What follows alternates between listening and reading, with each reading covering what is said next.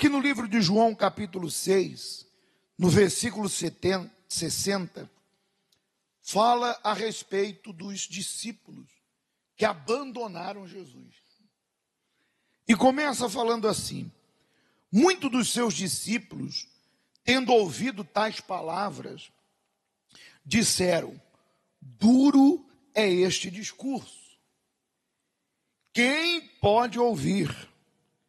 Mas Jesus, sabendo por si mesmo que eles murmuravam a respeito de suas palavras, interpelou-os, dizendo: isto vos escandaliza? Perguntou Jesus. O espírito é o que vivifica, a carne para nada aproveita. As palavras que eu vos tenho dito são espírito e vida. Muito forte. Contudo, há descrentes entre vós, pois Jesus sabia, desde o princípio, quais eram os que não criam e quem o havia de trair. Muito bem. Veja que, de princípio, Jesus teve muitos discípulos. Chegou em 70 discípulos. E é óbvio, é claro, enquanto Jesus transformava, multiplicava os pães e os peixes, todo mundo estava feliz. Jesus, Hosana, Filho de Deus, todo mundo estava glorificando a Ele. Jesus curou os doentes, ficaram maravilhados. Jesus expulsou os demônios, eles próprios disseram: Senhor, os demônios nos submetem pelo teu nome. Eles ficaram maravilhados com os milagres, com as bênçãos, com as conquistas. Ficaram maravilhados. Jesus anda sobre o mar, ele multiplicou o pão e os pães e peixes, ele curou o paralítico, ele ressuscitou Lázaro. Enquanto eles recebiam as bênçãos ou contemplavam as maravilhas, Jesus era o tudo deles. Mas quando o Senhor Jesus sentava a multidão, ensinava tanto o povo quanto os discípulos, Jesus chamou eles ao compromisso. Chamou eles ao seguinte: olha, vocês têm que entrar pela porta estreita, porque espaçoso e largo é o caminho que conduz à perdição, e muitos entram por ele.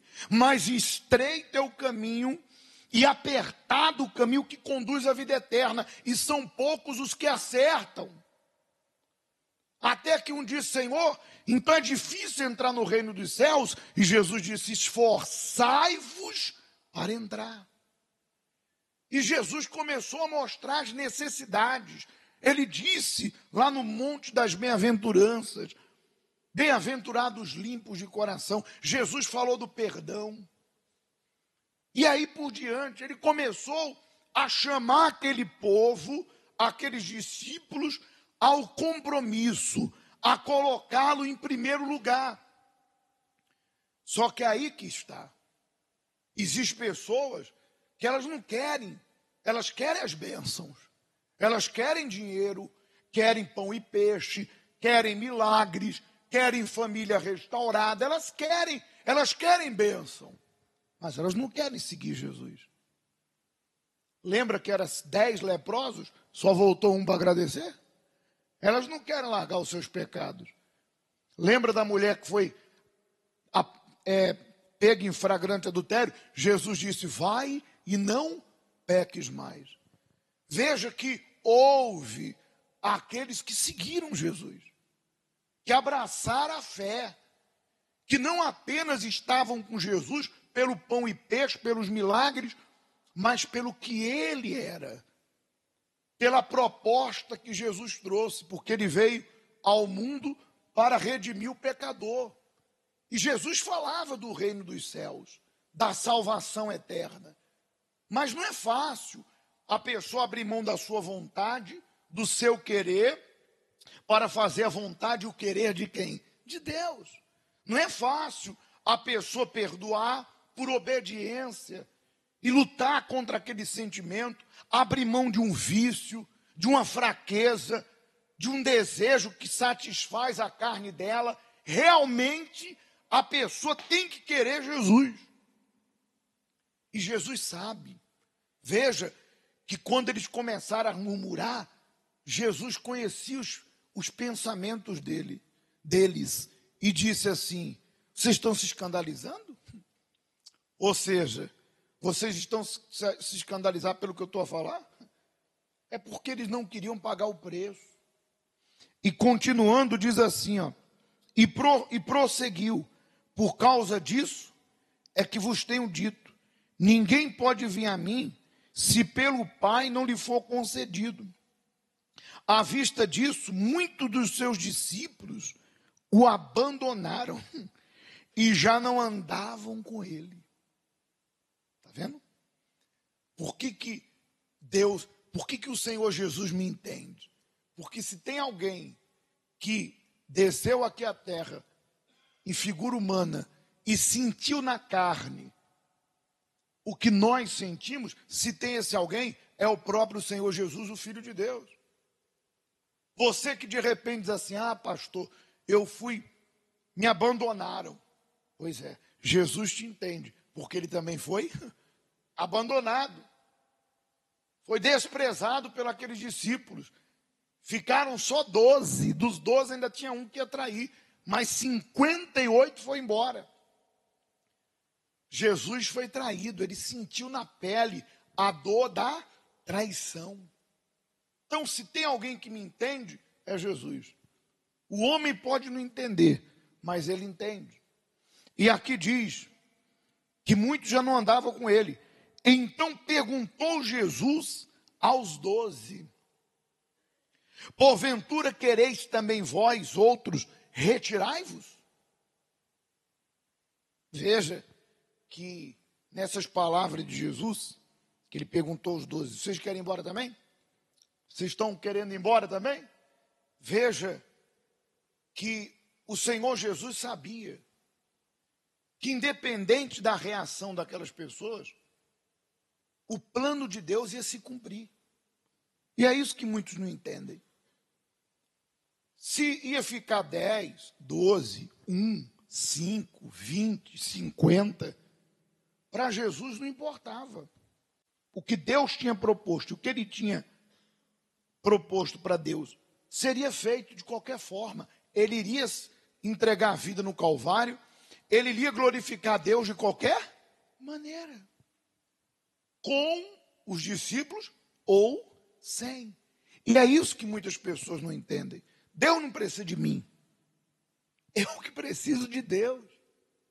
Se eu não quiser tomar a minha cruz, negar a minha vida e assumir a minha fé em Jesus, Deus não vai deixar de ser Deus, a palavra dele não vai deixar de se cumprir, o nome dele não vai deixar de ser glorificado. Daqui a uma semana, um mês, 2 meses, vai chegar alguém por aquela porta que vai ouvir essa mesma palavra que você tem rejeitado e vai se entregar, coisa que de repente você não tem feito.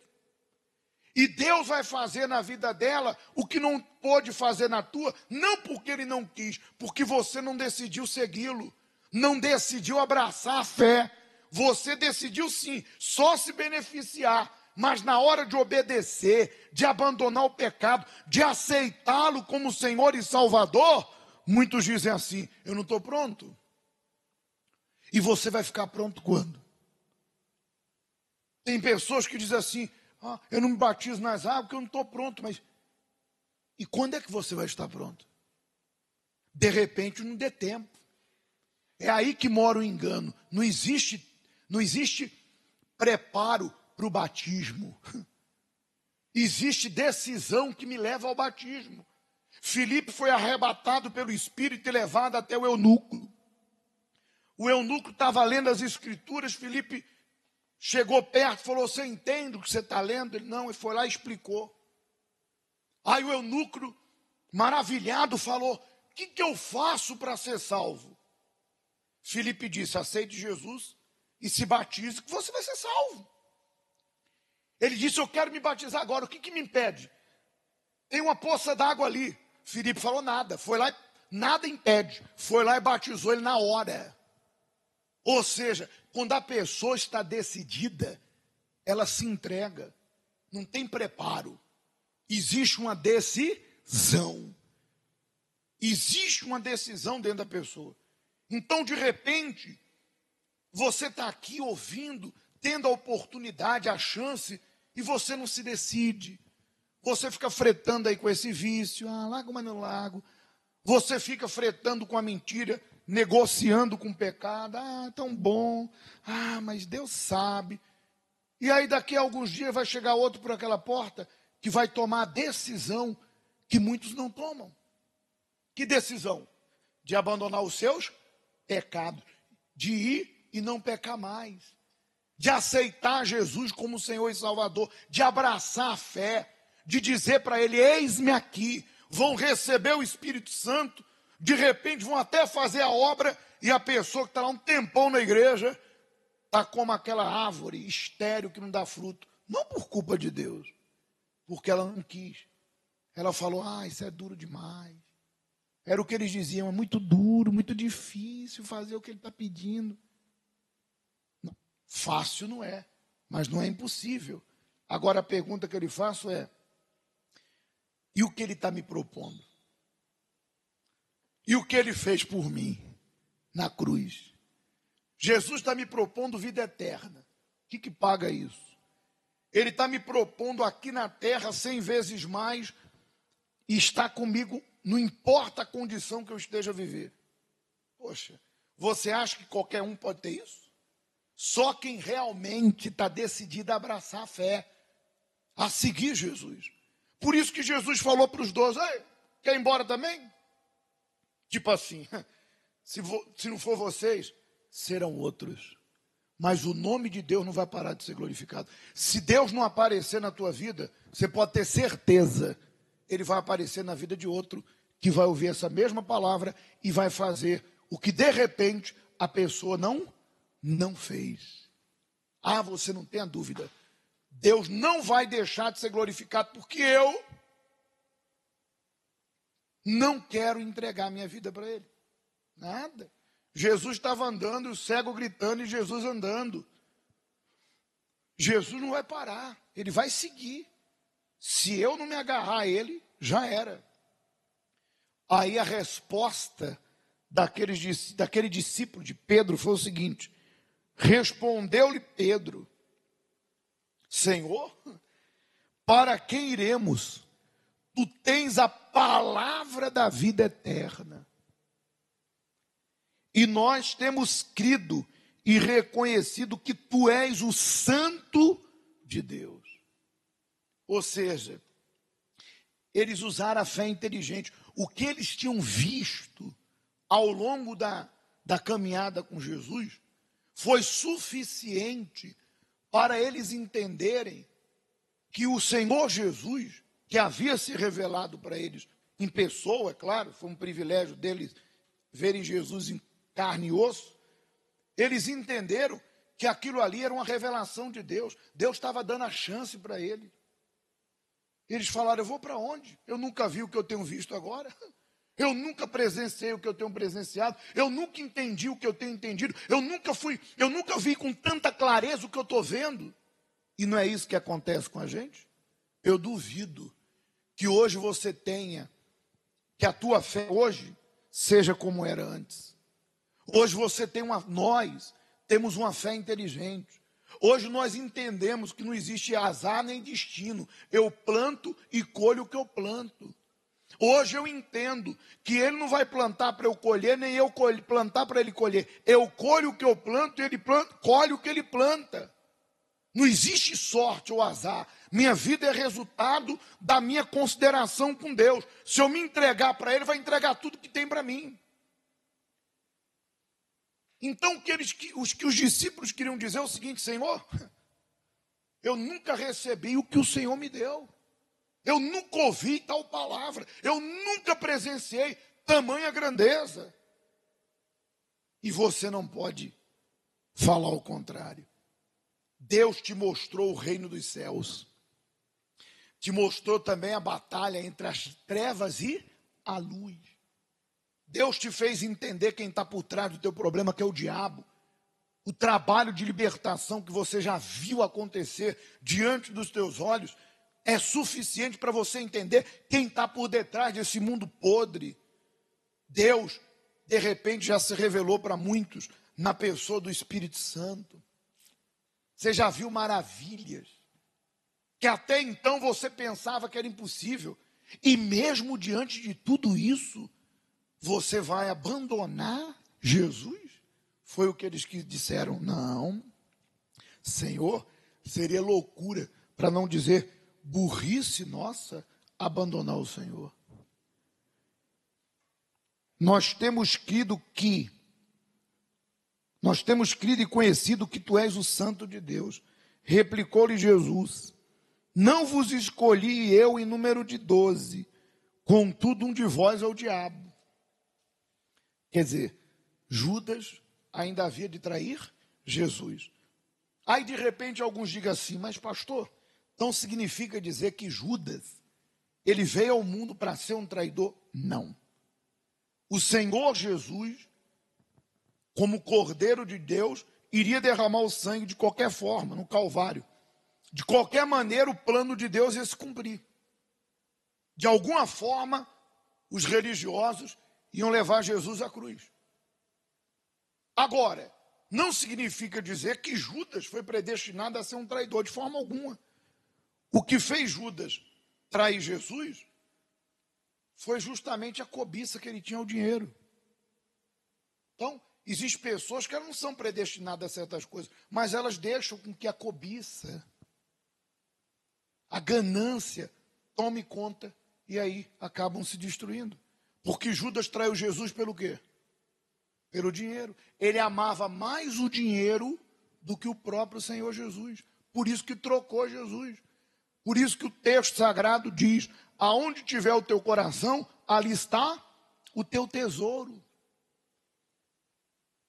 Deus certamente deu tempo, está lá escrito, não sei se é em Apocalipse, que diz: dei tempo para que se arrependesse. Ele teve a oportunidade dele, mas ele não quis. Então, Deus tem dado oportunidade para todos nós. Há quem abrace, aceita Jesus Cristo como Senhor e Salvador, desce às águas, abandona os seus pecados, seu nome é incluído no livro da vida e ela tem direito à salvação. Aproveitou, mas há quem não aproveite. Então, ele traiu Jesus por causa da cobiça, do amor ao dinheiro. Referia-se a Judas, filho de Simeão Iscariote, porque era quem estava para traí-lo, sendo um dos 12. Diante dessa palavra muito forte, nós aprendemos uma lição. Até o último dia, você e eu, nós vamos ver pessoas que, mesmo se beneficiando dos milagres, vão abandonar Jesus. Pessoas curadas vão abandonar Jesus. Pessoas que tiraram dela legião de demônios vão abandonar Jesus. Por quê? Porque elas não querem o abençoador, só querem resolver os seus problemas. Mas também veremos pessoas que, aconteça o que acontecer, pode vir o que vier, elas não largam Jesus por nada. E mesmo não sendo correspondidas no seu tempo, em algo que elas estão pedindo, seja no amor, dinheiro, saúde, família, elas entendem, porque o próprio Espírito Santo revelou para elas, que o mais importante elas já têm, uma fé inteligente e a salvação. O resto é consequência. Por isso, não se escandalize ou não se impressione quando você vê pessoas abandonando Jesus, como esses 58 discípulos. Nós escolheremos seus 11 e permanecer com ele até o fim. Amém?